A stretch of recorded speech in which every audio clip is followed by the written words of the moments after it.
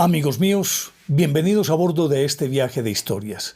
Y hoy vamos a abordar el complemento del tema que hemos venido desarrollando sobre brujas e Inquisición. Y sobre esta última institución vamos a hablar cosas que son realmente espinosas. Pero ya sabrán de qué se trata después de invitarlos para que compartan y comenten estos contenidos alrededor de una buena taza de café. Los invito para que se suscriban en mi canal de YouTube, Néstor Armando Alzate, y lógico, ese es mi canal oficial. Denle me gusta, activen la campanita para recibir notificaciones. Y quienes deseen formar parte de mi fanpage en Facebook es Néstor Armando Alzate TV 2021. Pues bien, en el capítulo anterior hablábamos de cómo las mujeres se untaban ese ungüento que preparaban con hierba mora, con cicuta, con beleño, con mandrágora y con belladona. Resulta que estas sustancias, cada una por su lado, es muy potente.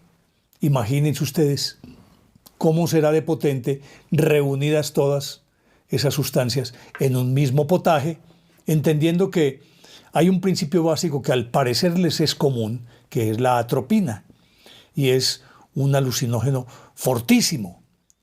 Y aparte de eso induce el sueño, pero el sueño entendido como un trance. Y eso era lo que pasaba con estas mujeres.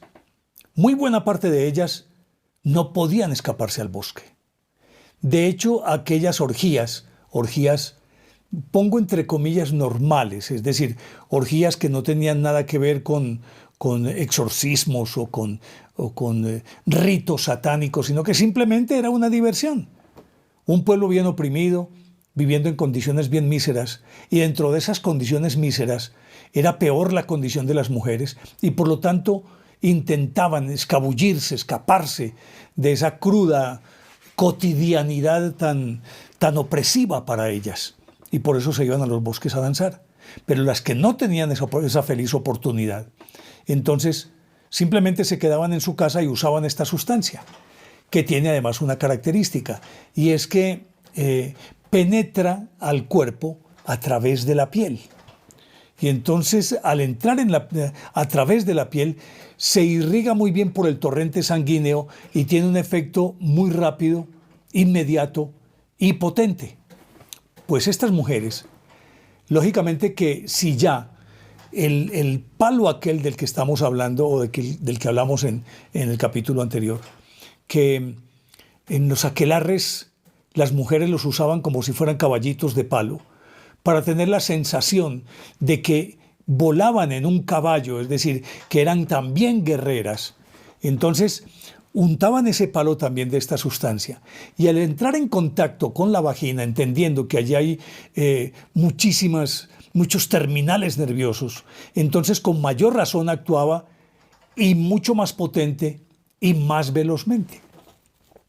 Entonces aquellas en los aquelarres usaban eso, pero estas en sus casas también, y tenían la sensación de volar. Y decíamos que entonces inducían un sueño que no era otra cosa que un trance convertido en un viaje, y ese viaje era tan vívido que ellas sabían que estaban volando. Ellas afirmaban con una convicción a prueba de todo que tenían relaciones con los íncubos y súcubos, los hombres con las mujeres, con esos espíritus femeninos sexuales de los que hablé en el programa anterior.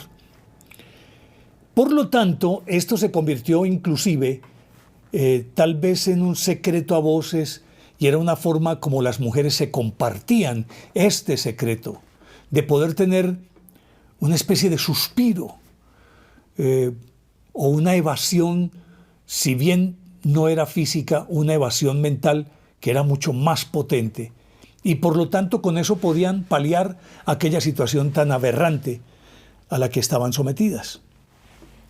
Lógicamente que esto se convertía, cuando las mujeres eran acusadas y llevadas ante un tribunal, se convertía quizás en una de las piezas fundamentales para poder determinar si la mujer era bruja o no.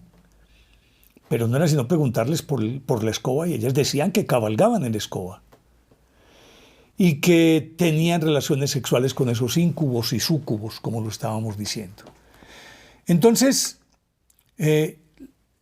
los tribunales inmediatamente tomaban a esta persona y la procesaban sin más indicios. Pero recordemos que cuando llegaban a un tribunal, la primera pregunta que le hacían a cualquiera que fueran a enjuiciar es: ¿usted sabe por qué lo hemos traído aquí? Regularmente la persona, para no verse envuelta en problemas, simplemente respondía: no, yo no sé nada. Inmediatamente ellos decían: ese es el primer indicio, está diciendo mentiras.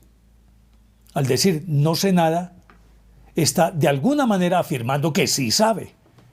Y esa es la cabeza del proceso. Por ahí empezaban. Y a continuación le decían a la persona que confesara. Pero como la persona no tenía nada que ver, particularmente, pues bueno, todos, pero particularmente las mujeres, que entre otras cosas recordarán que contábamos que se concibió como una especie de arquetipo de la vieja de mentón pronunciado, de nariz ganchuda, de verruga, la típica que vemos en Halloween con el sombrero cónico, pero aunque eso, pues esa representación es más tardía. Pero en aquella época todavía se asociaba también, sobre todo, esos rasgos físicos se asociaban con maldad, en una época en que se consideraba, para empezar, que la fealdad venía del mal, venía de Satanás. Si era fea, ya era un indicio. En segundo lugar, aquellas mujeres, sobre todo las que eran parias, es decir, que no tenían familia, que eran vagabundas en el sentido de que iban de un lado a otro, pues trashumantes, las borrachitas, las que tenían hijos por fuera del matrimonio, y empezaban a juntar un montón de cosas como para ir perfilando las pruebas que habrían de presentar ante el tribunal. Pero esa era la parte más folclórica, porque realmente sí funcionaba también con mujeres que no tenían mentón pronunciado ni nariz ganchuda, sino mujeres hermosas también, que eran acusadas muchas veces por algún individuo porque ellas tal vez no habrían aceptado sus requerimientos amorosos. Entonces las acusaban. O las acusaban porque consideraban que eran mujeres casquivanas y alguien decía que era así. Estas mujeres entonces eran llevadas al tribunal y sometidas a unas pruebas tan terribles como, por ejemplo, lo que les decía en el capítulo anterior, que les doblaban el brazo hacia atrás, se los ponían hacia atrás y los levantaban lo más que podían, les amarraban las manos y con los brazos en esa posición las colgaban de un gancho y les ponían a los pies unas pesas que iban aumentando su peso, precisamente, a medida en que avanzaba el interrogatorio y las personas no daban su brazo a torcer. Luego las pasaban a algo que llamaban el potro. El potro era que lo acostaban sobre una mesa, muchas veces la mesa erizada de clavos, y extendían ambas manos y les estiraban los pies, y cada mano y cada pie estaban atados a unos lazos o sogas diferentes. Y por lo tanto la persona terminaba pareciendo una X. Y desde cada uno de esos cuatro extremos empezaban a alar, pues, o a jalar, digámoslo de una manera más coloquial, hasta que la persona se descoyuntaba. Es decir, se le salían los hombros, las piernas, se les fracturaban. Por si fuera poco, había otro que se llamaba la empulguera. La empulguera era como una especie de, ¿cómo se llama eso? Un aparatico con un torniquete que metían el dedo ahí y empezaban a apretar, pero siempre adosado a un mueble. Y el tipo, junto a ese mueble, si de pronto se dormía, inmediatamente jalaba y creo que producía un dolor inenarrable. Entonces, primero las uñas iban subiendo a las articulaciones e iban pasando por cada dedo y los estripaban los dedos, de la forma como iban apretando la clavija que tenía entre dos planchitas los dedos metidos. Lo que pasa es que no recuerdo en este momento ese nombre.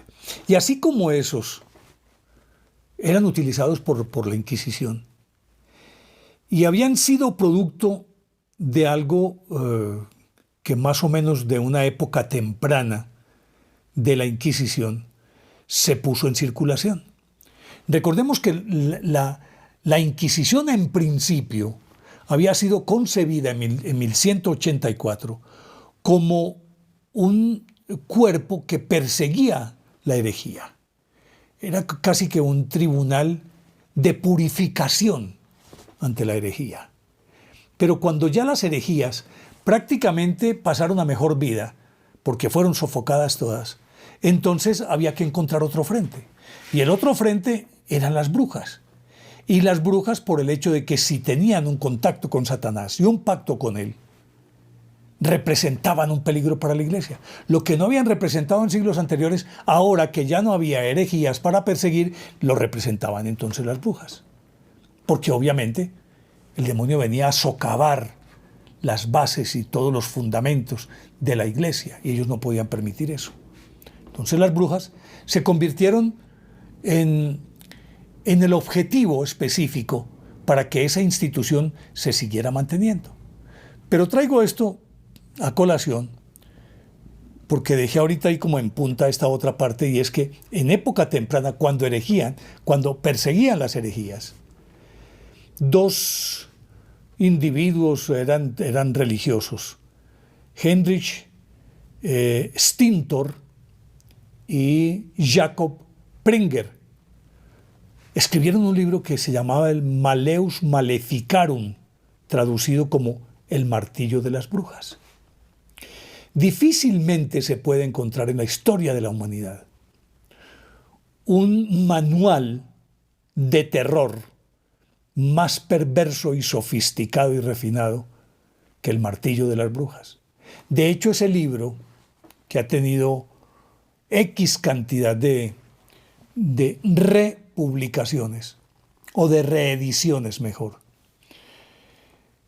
hubo épocas en que algunos regímenes de facto, dictaduras que llaman, acudían ya en el plano laico secular, acudían a este texto para sacar de allí muchas de las torturas que ellos aplicaban, las mismas de la Inquisición, las que les mencioné, la estrapada, que era por los brazos hacia atrás, el potro, la empulguera y muchos más, y los utilizaban también. Porque resulta que este libro contemplaba todos y cada uno de los posibles o de las posibles formas de torturar.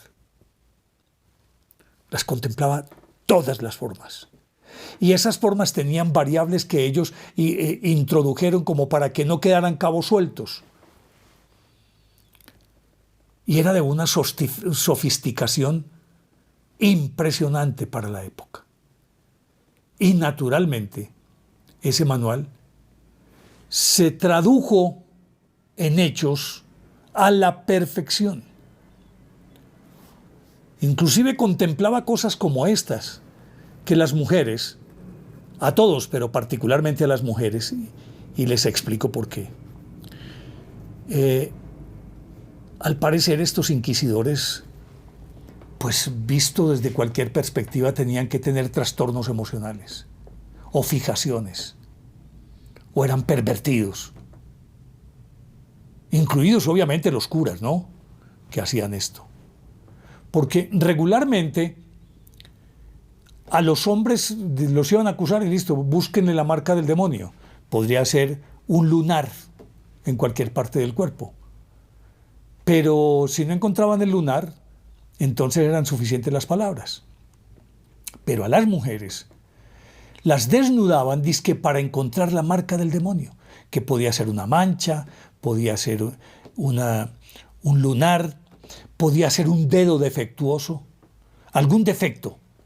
De hecho, se cuenta que a Ana Bolena le tenían guardado si ella no aceptaba que había cometido adulterio.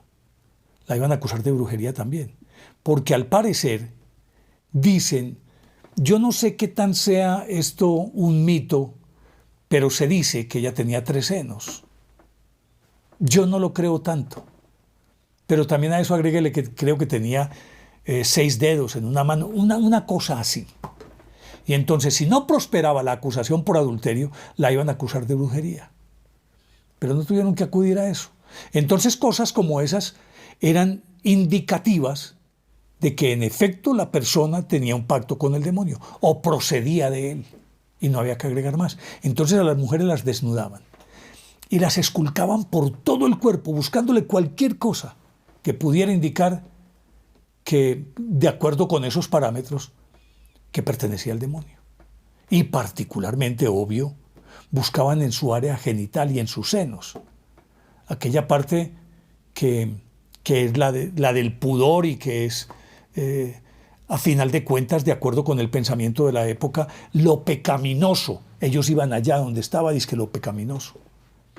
Y las desnudaban y las contemplaban, las esculcaban, las palpaban. Perdón por lo que voy a decir, les metían el dedo por la vagina y por el ano. Bueno, en fin, hacían con ellas, cometían unas vejaciones increíbles. Y luego, si la mujer no quería aceptar nada, entonces algunas veces las metían en una piscina de cal viva. Imagínense eso sobre la piel, ¿qué les producía? Y las sumergían. O en un tanque, en un estanque, con las manos y los pies amarrados con la misma cuerda, es decir, manos y pies juntos, y así en esta posición, las tiraban a la piscina. Se suponía, de acuerdo con lo que decía el martillo de las brujas, que si esa persona no se ahogaba, era inocente. O si podía salir indemne de esa piscina de cal viva, era inocente. Pero ¿quién se va a salvar en un estanque sumergido por varios minutos? Se ahoga porque se ahoga. Ay, no hay Dios que valga. Y con mayor razón en una piscina de cal viva, ¿cómo va a volverle la piel y el cuerpo? Lo consume prácticamente. Eso particularmente lo hacían con las mujeres para poder contemplarlas.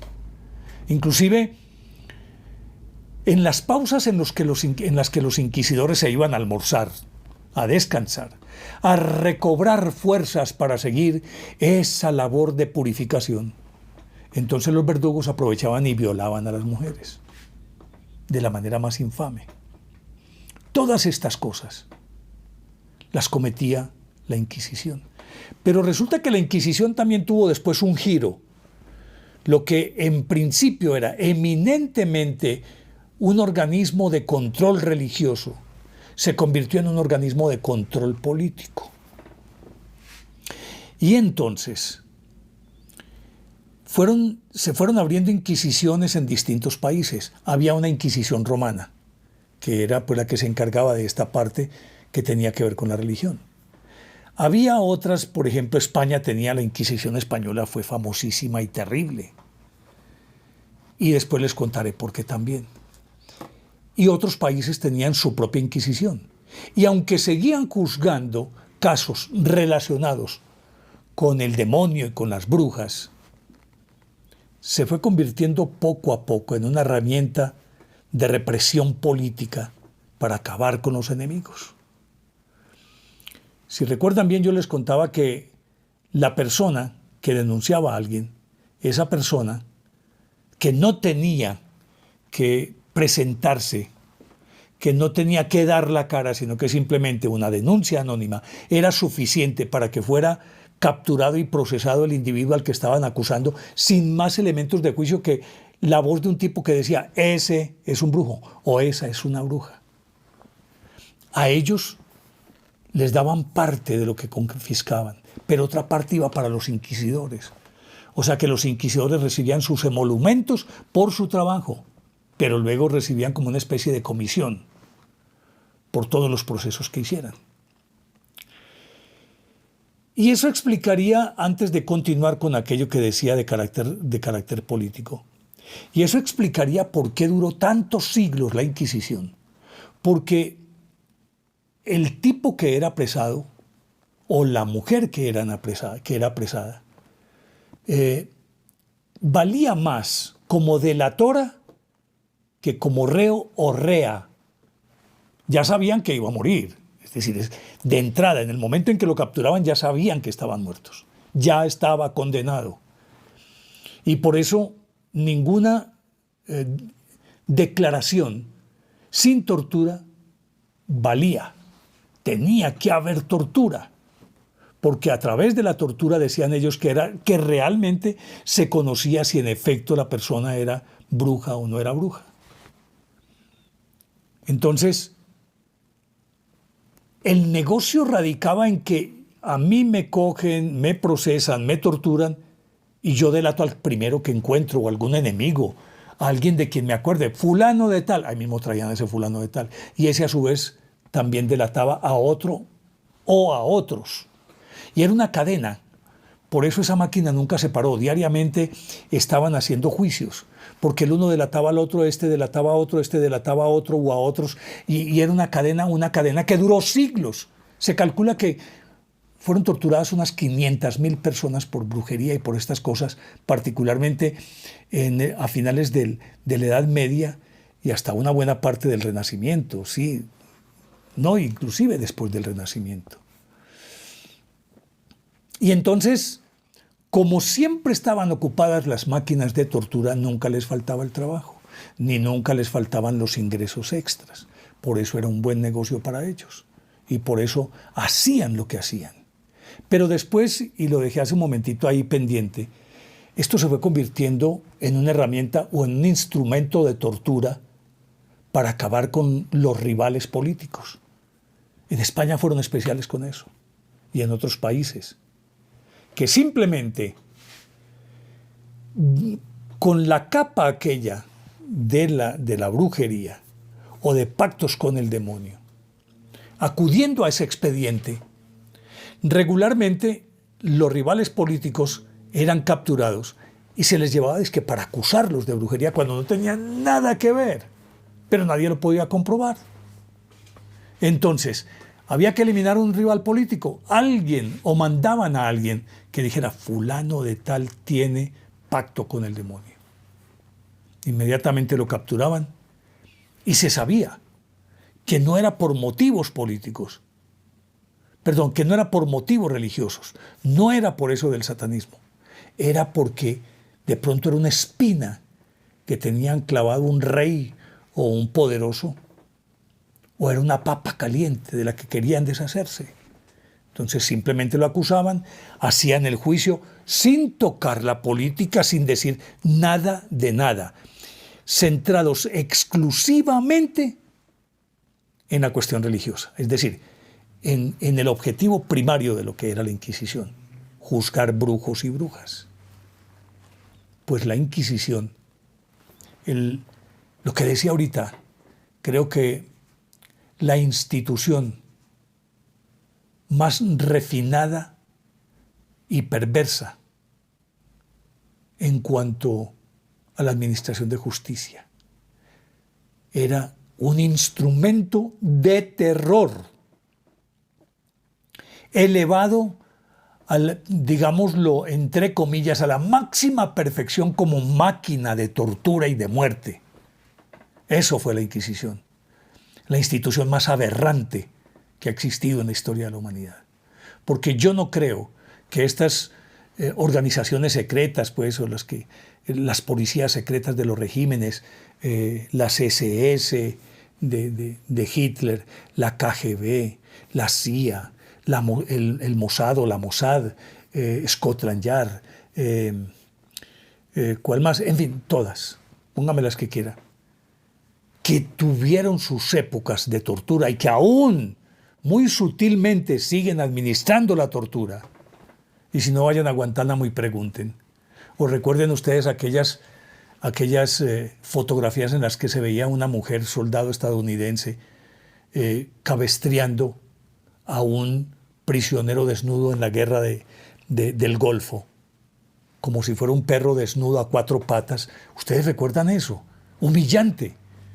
Luego eso se sigue haciendo, pero en buena parte se nutrieron de ese martillo de las brujas para refinar también sus torturas. Por lo tanto, digo que la madre de todo el método o el sistema de tortura que ha existido pues desde hace 1000 años, casi 1000 años, ha sido la Inquisición, la más aberrante de todas las instituciones represivas de la historia. Ha sido la Inquisición. Y tuvo exponentes que uno piensa y dice, ¿cómo un individuo de estas características, de esta calaña, pueden pertenecer a la Iglesia y al mismo tiempo realizar esta actividad sin dársele nada? Es impensable.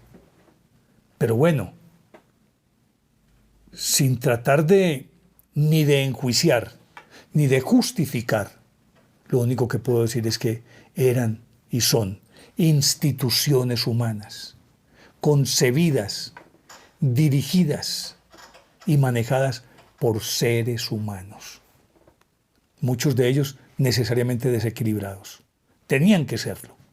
De hecho, yo creo que para que pudiesen ingresar a esa institución tan infame, tenían que tener antecedentes de crueldad y de terror. Yo no creo que de otra manera pudieran ser llamados. Los candidatos tenían que tener ese perfil específico de inhumanidad, de crueldad, para poder cumplir con un trabajo de estos tan supremamente aberrante. Esa es la famosa Inquisición, que la tuvimos aquí en Colombia también, en Cartagena. Allá existe el Palacio de la Inquisición y todavía se pueden ver instrumentos de tortura. Y qué bueno que esté ahí para que nos recuerde constantemente hasta dónde puede llegar la crueldad del ser humano. Y mucho más en función de defender ideales que a la postre han sido pervertidos, que son ideales buenos, nobles, altruistas, pero han sido pervertidos por este tipo de individuos en aras de los intereses de los poderosos. Eso era la Inquisición. Quería contarles esta historia, espero que les haya gustado. De ser así, denle me gusta y activen la campanita para recibir notificaciones. Y todavía me reservo para un próximo programa hablar de algunos de esos personajes que yo digo, Dios mío, ¿cómo pudieron existir?